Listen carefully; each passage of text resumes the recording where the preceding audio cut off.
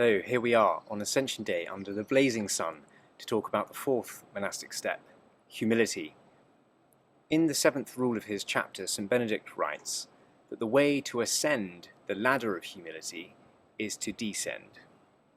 We descend by exaltation and we ascend by humility. Today, on Ascension Day, we remember that the greatest among us is the one who is raised up, who is not the one who exalts himself, but is the one who came to serve, not to be served. There are a few humility myths that need to be busted as we begin this short address. Humility is not about being shy or diffident or quiet. Being naturally outgoing or speaking with authority or expertise does not equate to arrogance or pride. One can be confident and loud and humble. Humility isn't a personality trait. Humility is a quality of life and a state of mind which has to be consciously developed. It's to be looked for as a gift from God.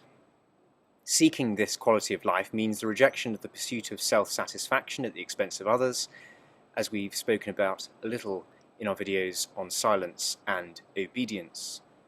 For Christians, the ultimate example of humility is Christ, who humbled himself, took on flesh and suffered and died for us, who came to serve, not to be served, and who told his disciples that those who wanted to be the first in the kingdom of God should be the last, and those who wanted to be the greatest of all should be the servant of all.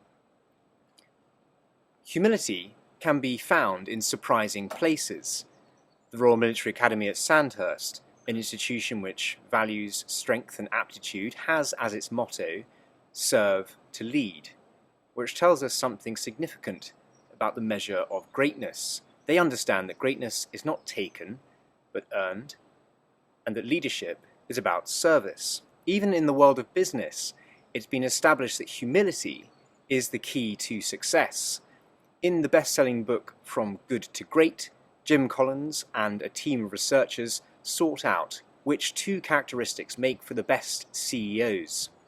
Rather than reinforcing the stereotype of the bombastic, egotistical businessman, they found that a company's shift from good to great coincided with the arrival of a CEO who exhibited both extreme personal humility and intense professional will.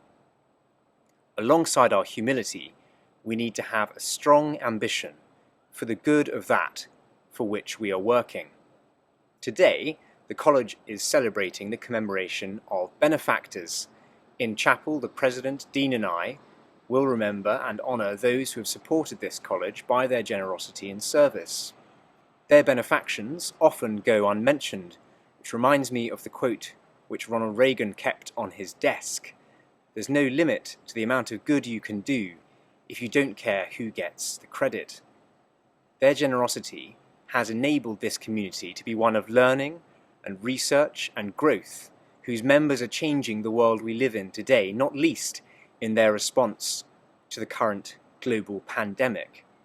Today, on Ascension Day, we have a vision, which is that of Christ ascending on high to his Father, where he will bring us. If we work for this vision, where we are all brought to a higher place, that means we can all work towards a vision of a society which can bring fullness of life to everyone, rather than one person or 1% being exalted over all.